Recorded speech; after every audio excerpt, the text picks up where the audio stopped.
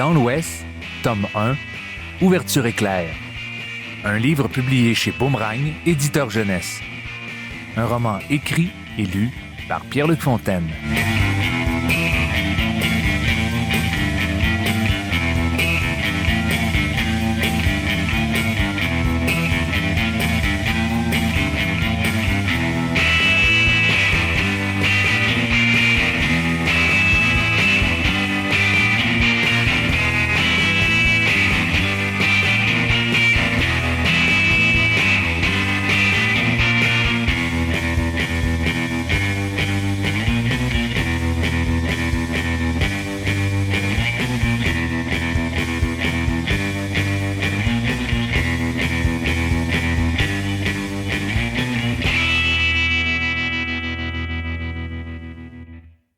Il était une fois dans l'Ouest, à Juliane, Sacha, Mathis et Daphné, parce que vous êtes mon histoire.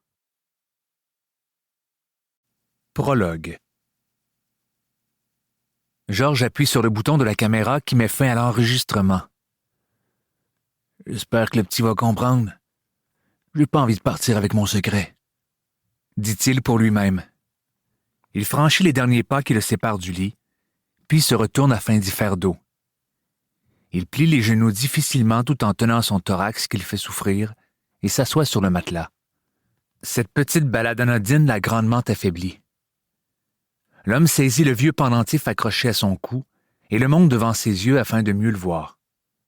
Il ne peut s'empêcher de sourire à la vue de ce petit bout de métal d'apparence banale.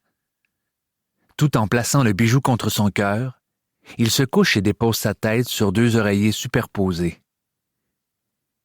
Il prend ensuite une grande inspiration qui lui donne l'impression que ses poumons vont se déchirer, puis, d'un geste incertain, il étire son bras droit et saisit la photo de famille qui se trouve sur sa petite table de chevet. Il la dépose sur son torse, à côté du pendentif. Dans un mouvement irrégulier, les deux objets se soulèvent et redescendent à chacune des respirations du vieil homme. Georges ferme les yeux et écoute le feu crépiter dans le vieux poêle à bois. Il tente de se concentrer sur ce bruit afin de ne pas paniquer en entendant ces respirations bruyantes qui s'espacent de plus en plus. Malgré toutes les aventures rocambolesques qu'il a vécues dans sa vie, ses dernières pensées sont pour les membres de sa famille. Il aurait aimé que les choses se passent autrement. Il aurait souhaité, plus que tout au monde, être entouré des siens en cet instant, mais il est seul, et c'est probablement mieux comme ça. Le vieil homme continue de respirer difficilement. Au bout de quelques minutes, la photo et le pendentif placés sur son cœur cessent leur va-et-vient, et seul le son des bûches qui se consument se fait désormais entendre dans le vieux camp en bois rond.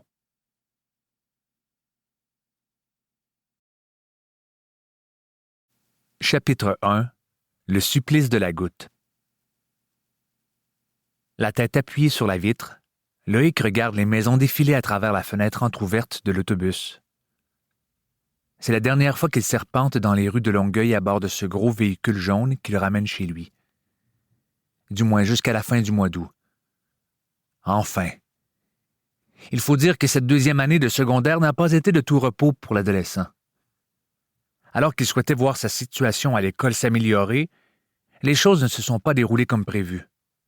Naïvement, il croyait que cette année allait donner lieu à de nouvelles aventures, de nouvelles amitiés et des high-fives spontanés dans les corridors.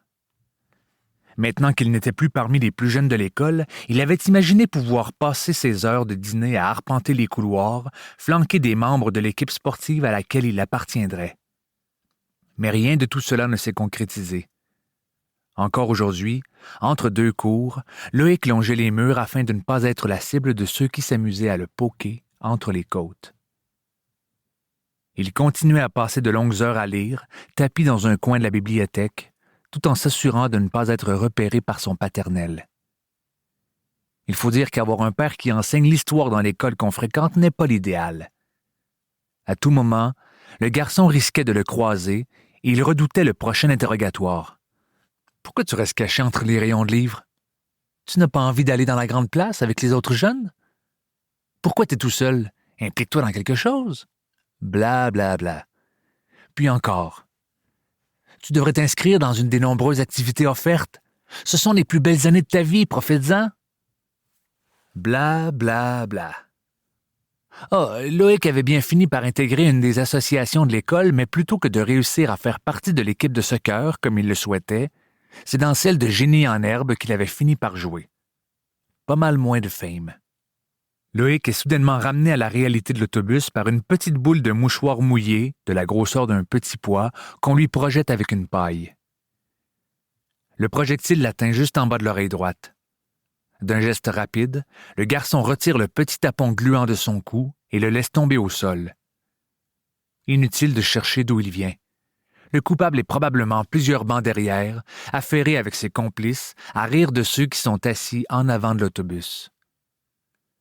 Quelques fous rires provenant de l'arrière du véhicule confirment à Loïc sa théorie.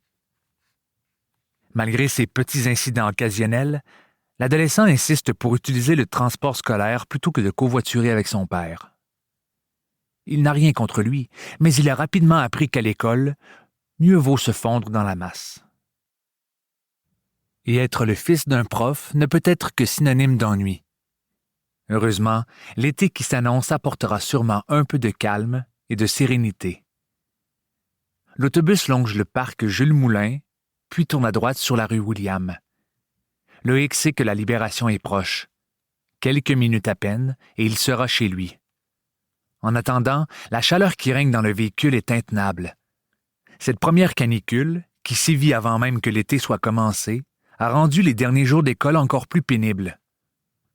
Au risque de prêter flanc aux projectiles mouillés, Loïc se lève et tente d'ouvrir encore un peu plus la fenêtre à sa gauche.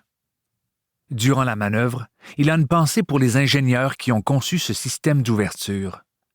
Comment se fait-il que l'homme ait pu marcher sur la Lune, en 1969, question de génie en herbe, alors qu'il n'a toujours pas réussi à fabriquer des fenêtres d'autobus scolaires qui fonctionnent correctement? Loïc laisse finalement tomber et se rassoit.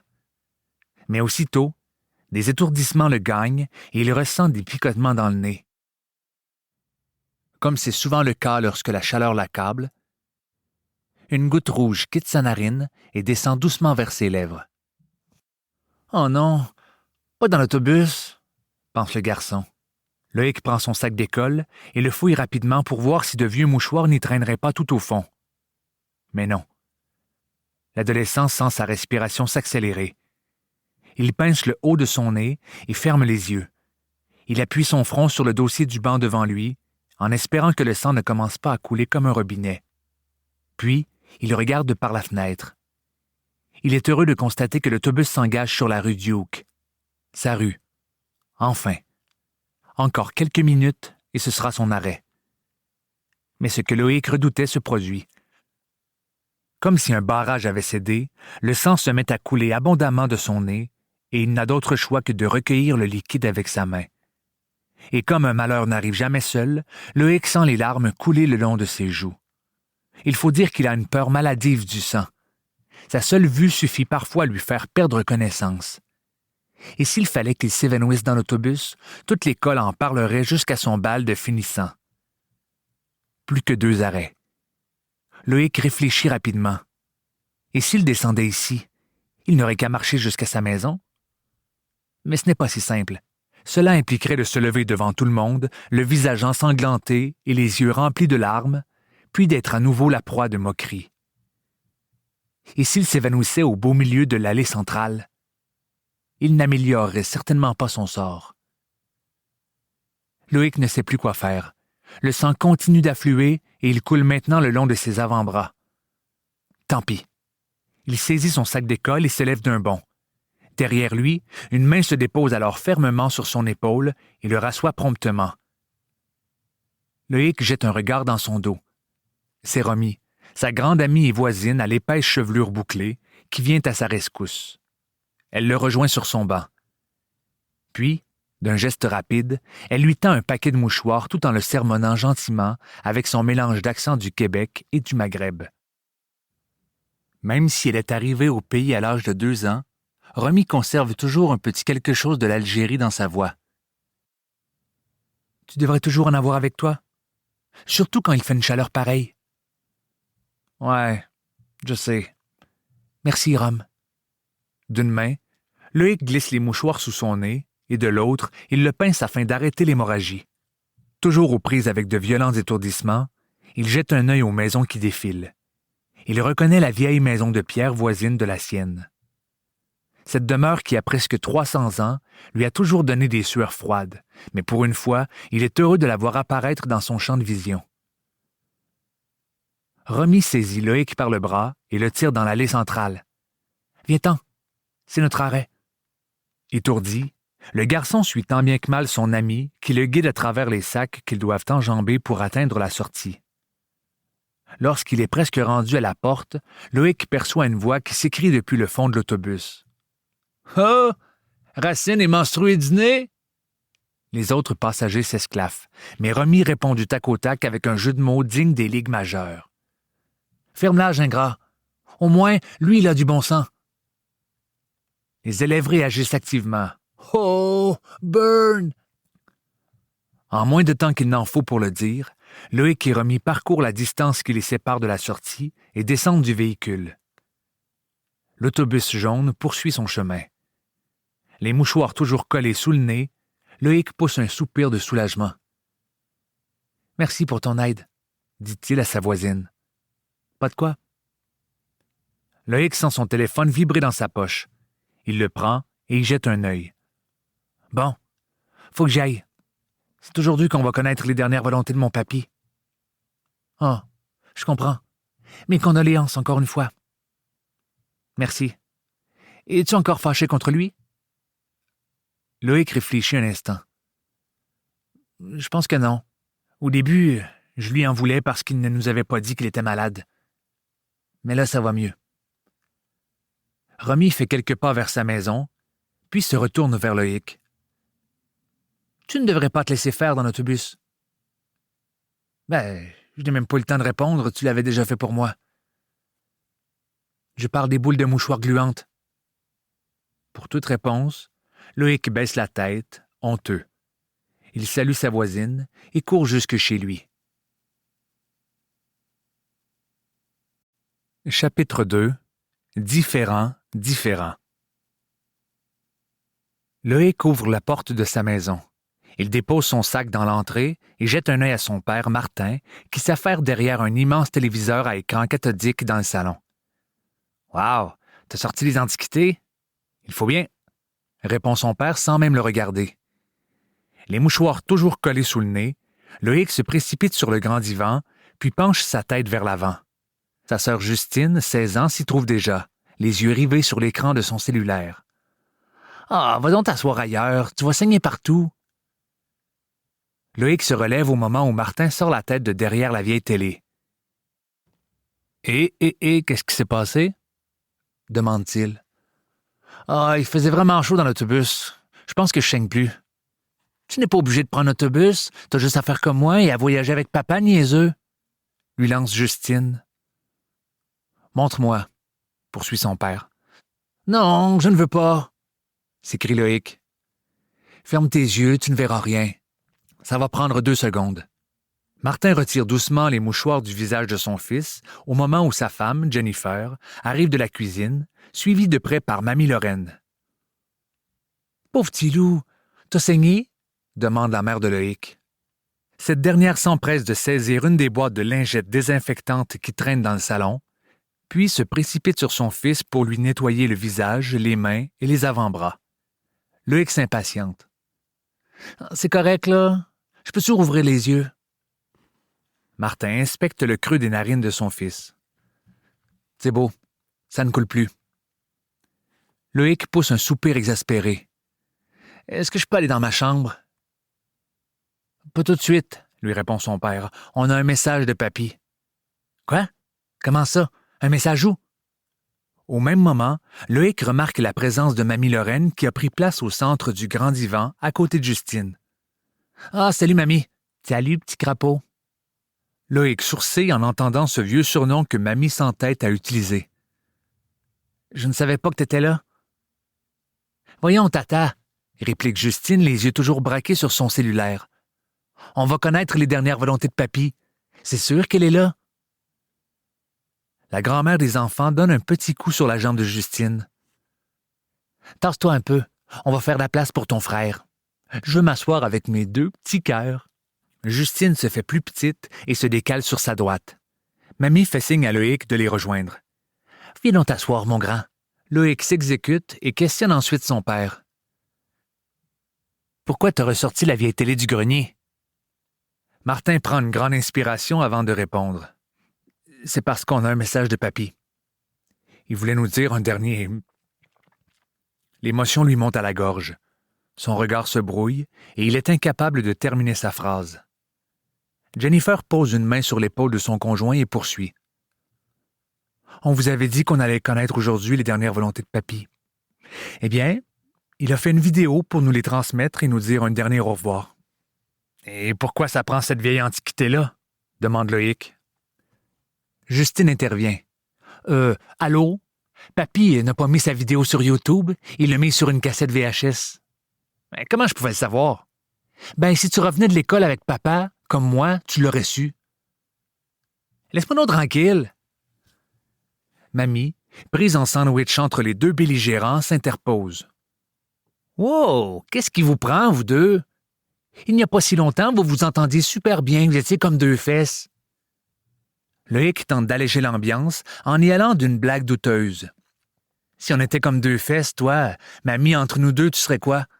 Justine étire le bras et empoigne le genou de son frère qu'elle serre fermement. Hey, petit con, laisse faire tes niaiseries. À bout de patience, Jennifer intervient en haussant la voix. Ça suffit! Papy a demandé qu'on soit tous ensemble pour regarder sa vidéo. Est-ce que c'est trop vous demander de faire ça comme du monde? Loïc regarde le plancher alors que Justine replonge les yeux sur son cellulaire. Jennifer réitère sa question. Est-ce que c'est possible, oui ou non? Les 2 ados lui répondent de façon presque inaudible. Oui. Martin, qui a eu le temps de reprendre ses esprits, ouvre le vieux téléviseur, le met au poste 3 et appuie sur le bouton principal du VHS. Tous les membres de la famille Racine gardent le silence. L'instant est tout à coup solennel. Georges est mort. Celui que certains appelaient papy ou encore papa n'est plus de ce monde.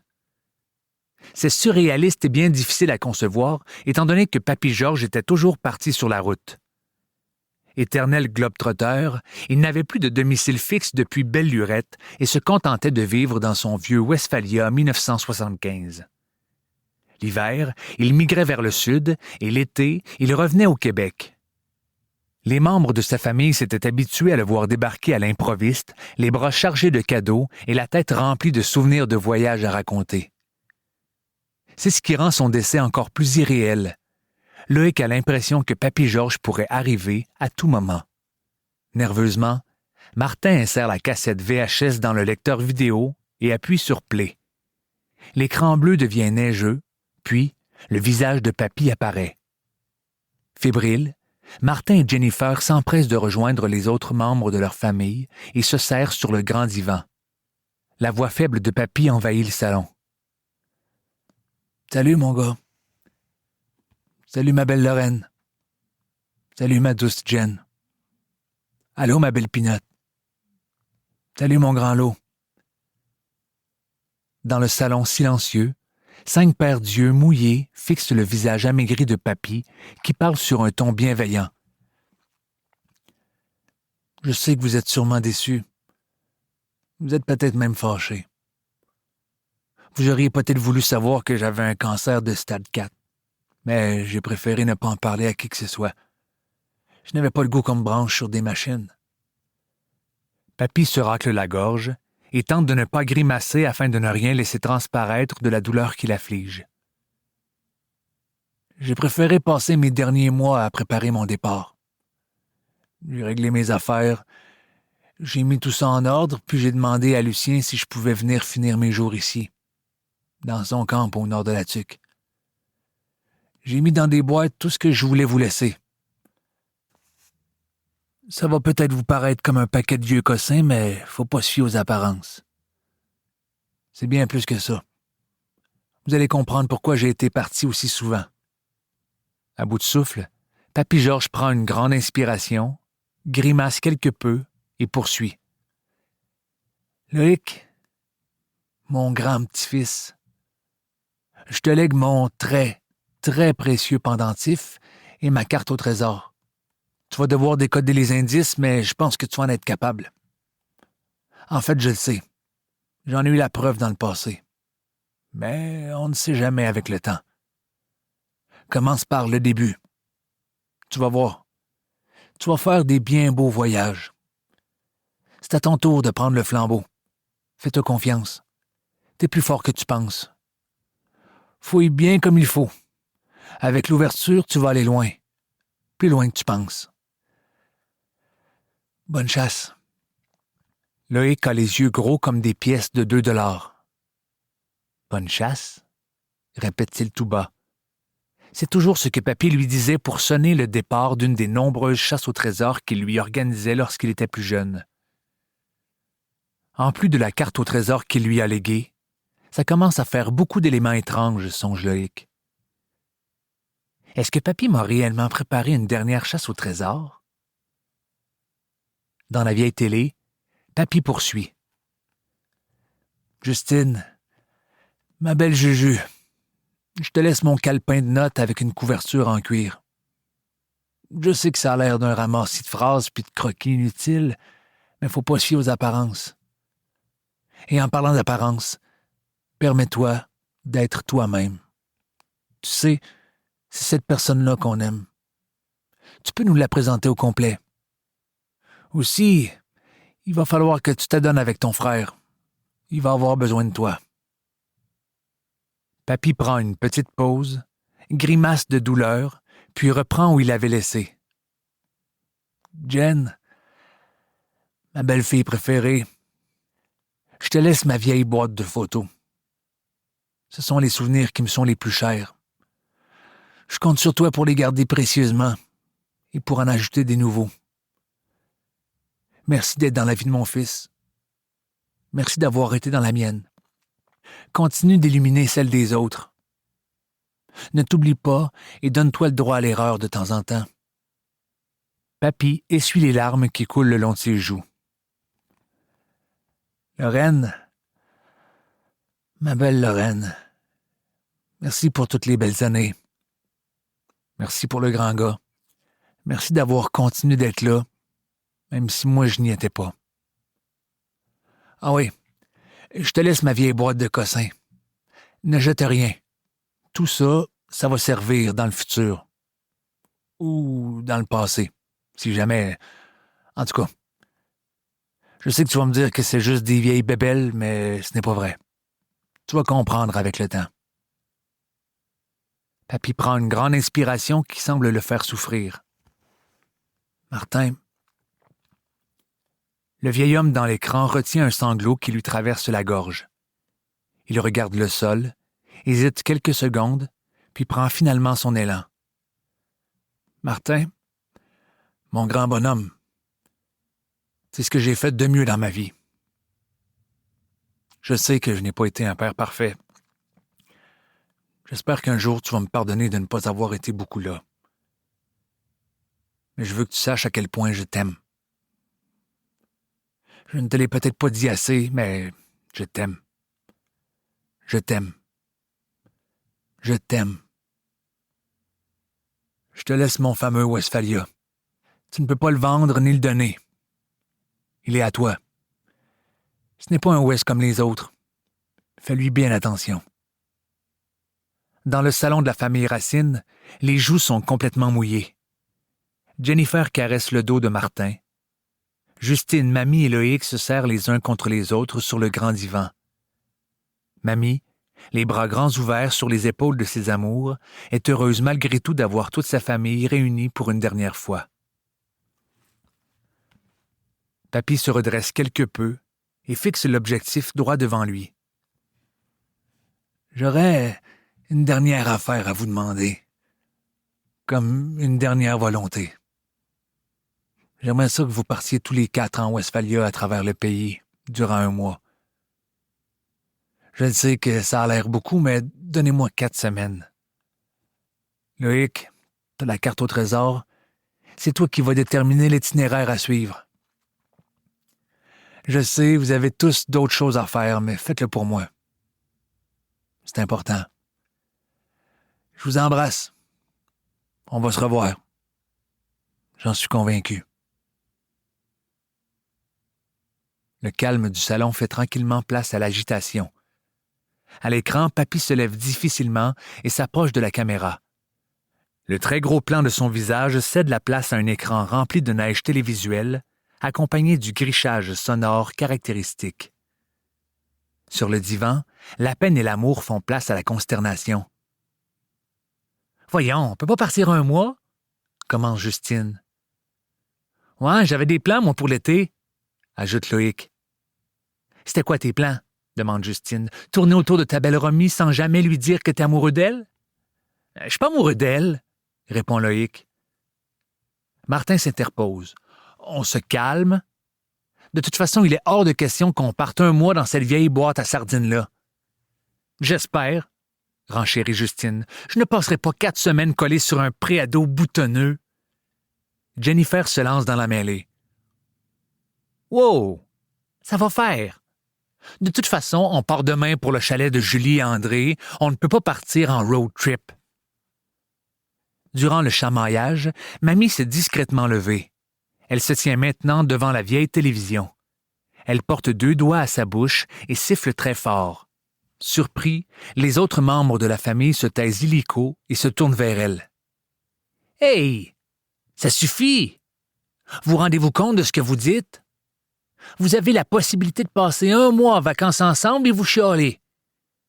Papy ne vous a pas demandé de vous faire arracher un bras. Il ne vous a pas demandé d'aller passer un mois en prison. Il vous a demandé de partir en voyage.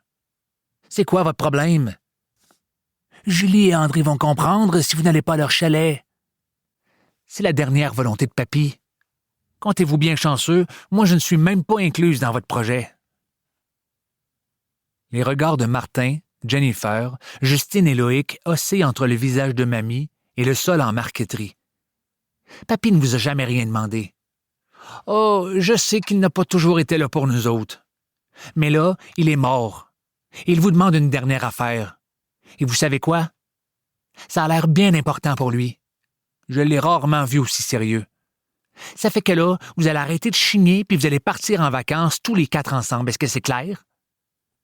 Si un léger doute persistait dans l'esprit de l'un des membres de la famille, Mamie y met le point final. On ne contredit pas ça, un mort. Chapitre 3. La grange en ardière.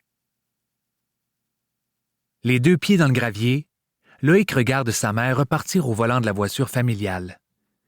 Il se retourne et jette un œil à la vieille maison de campagne qui se dresse devant lui.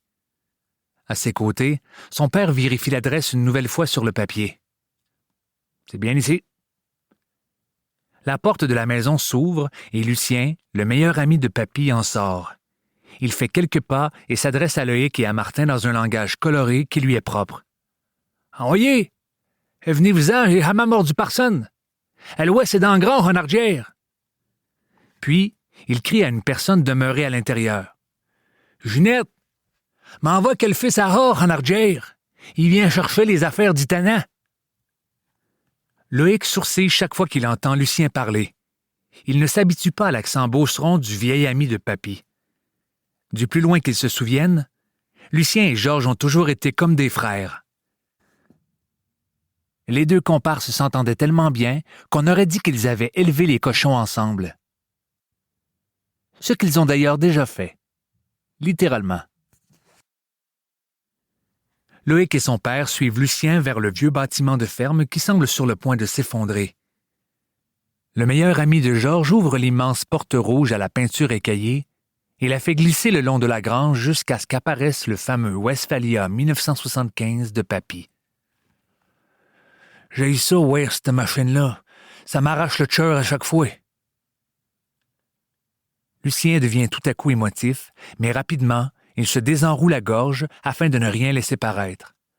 « Tiens, voilà les clés. » Martin saisit le trousseau pendant que Loïc s'avance tranquillement vers le ouest. Chaque fois qu'il aperçoit cette... Nous espérons que vous avez apprécié cet aperçu. Pour continuer à écouter ce livre audio sur Google Play Livres, utilisez le lien dans la description de la vidéo.